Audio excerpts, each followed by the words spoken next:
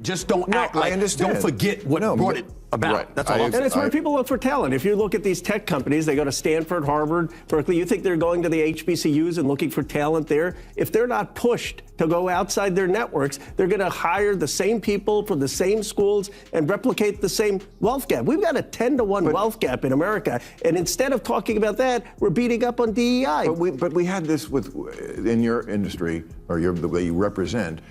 Women were they started 2 programs, big programs, like 20 years ago to get more women in engineering positions. And I think in 20 years it went up 1%. I don't think it's because they were barred from doing it. I just think people choose to go into different avenues. Bill Maher and Stephen A. Smith just dropped a political earthquake, and the shockwaves are shaking the entire woke DEI establishment.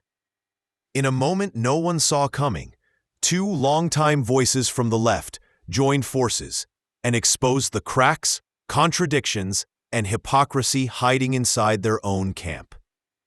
On a fiery episode of Real Time with Bill Maher, they dismantled the DEI narrative point by point, leaving no talking point standing. If you think you've heard blunt criticism before, trust me, you haven't heard this.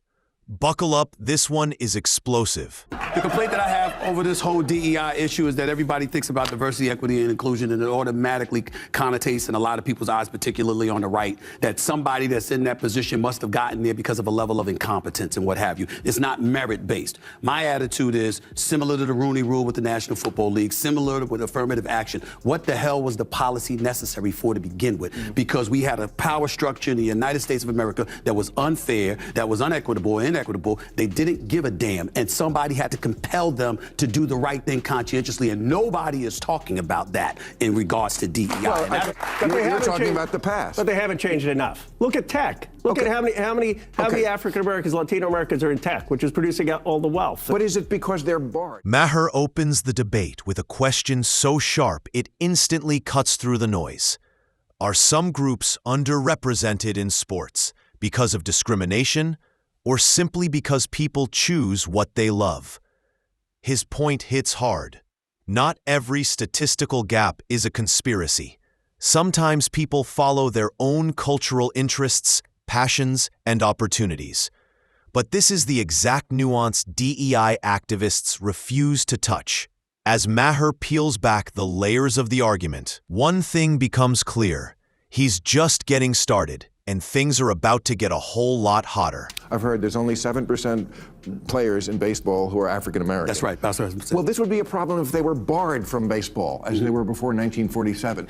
There's only 7% because they want to play another sport, or no sport at all, or do something else. They're not barred. It's not a problem. I've been getting on them about this, is that, again, when you're talking about DEI, anytime you bring that up, oh, you're a DEI hire. You didn't really deserve it. You didn't really earn it. You just got it because of that policy. And I'm like, but you're just going to bring that up but ignore why the policy was there to begin with. That means there was a whole bunch of white people before there was DEI that were getting jobs that they didn't deserve. I think the University of Michigan, one of the schools like that, had something like 200 DEI officers at a college, the most liberal place. Yeah, that's excessive. No excuse. Okay, and who's ever going to give up that job and go, well, this situation is better now, I guess I better fire me? Roles designed around DEI frameworks rarely disappear, even when the original issues fade. The incentives keeping them alive are simply too strong. Critics argue that hiring standards have shifted away from proven qualifications and toward policy-driven goals. DEI may have begun with fairness in mind, but over time, the mission drifted. Loopholes formed. Opportunists exploited the system. Eventually, it became more about strategy than solving problems. And once that happens, fixing the flaws becomes an uphill battle. We've got a 10-to-1 wealth gap in America, and instead of talking about that, we're beating up on DEI. But we had this in your industry, or the way you represent. Women were they started 2 programs, big programs, like 20 years ago to get more women in engineering positions. And I think in 20 years it went up 1%.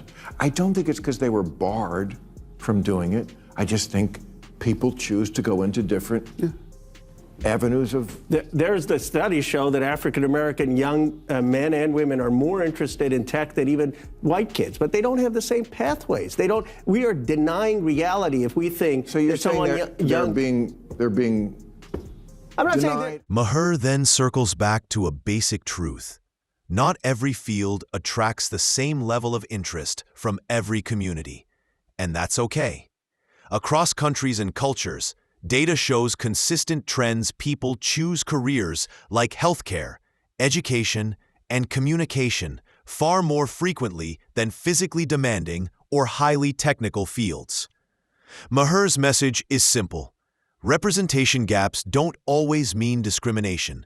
Many times, they simply reflect genuine personal preference. And acknowledging this matters. There's the studies show that African-American young men and women are more interested in tech than even white kids, but they don't have the same pathways.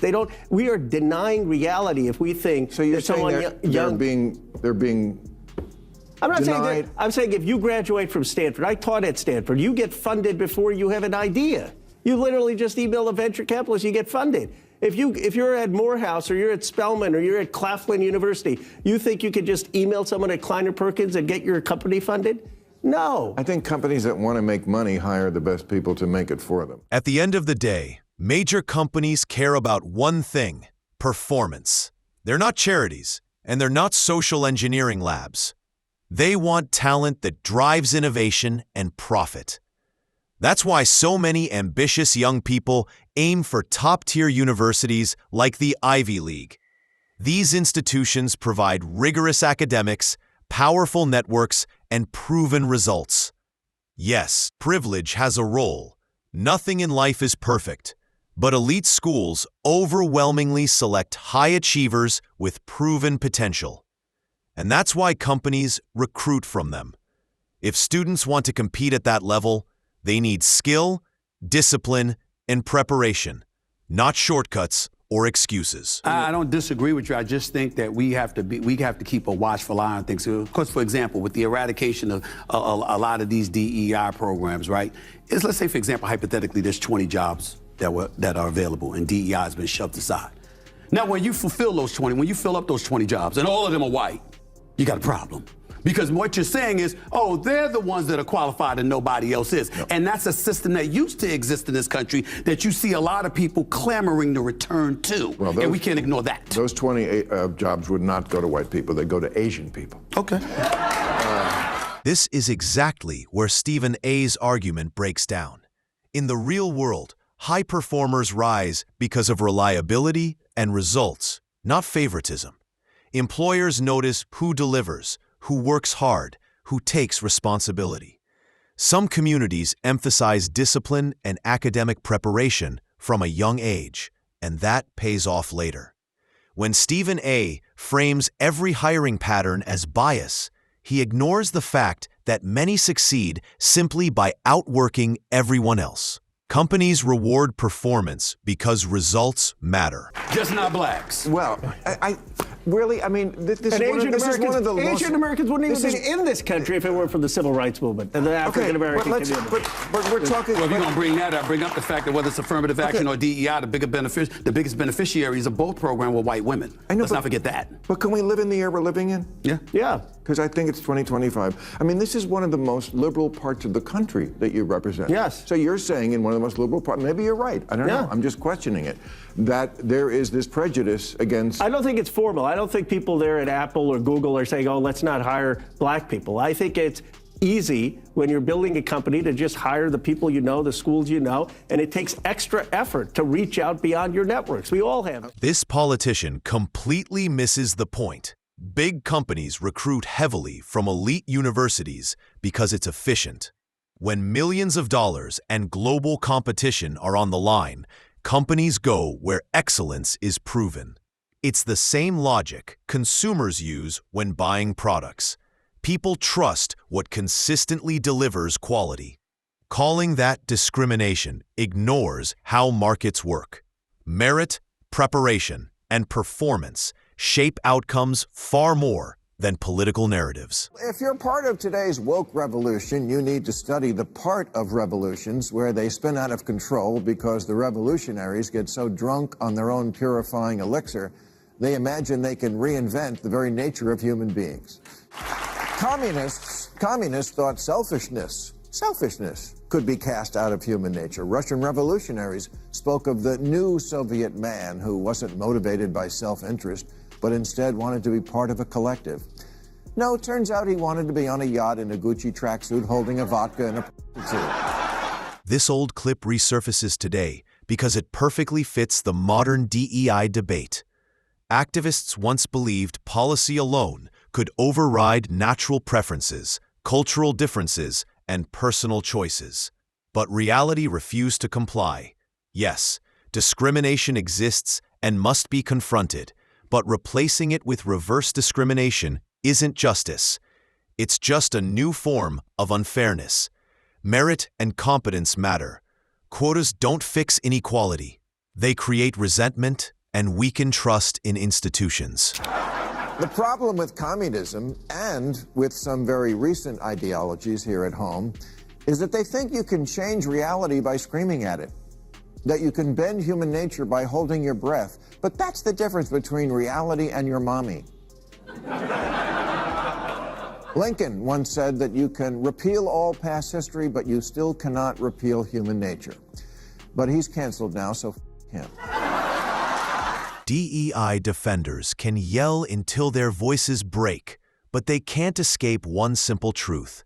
People gravitate toward what they want, not what activists assign them. Interests differ. Cultures shape preferences. That's normal human behavior.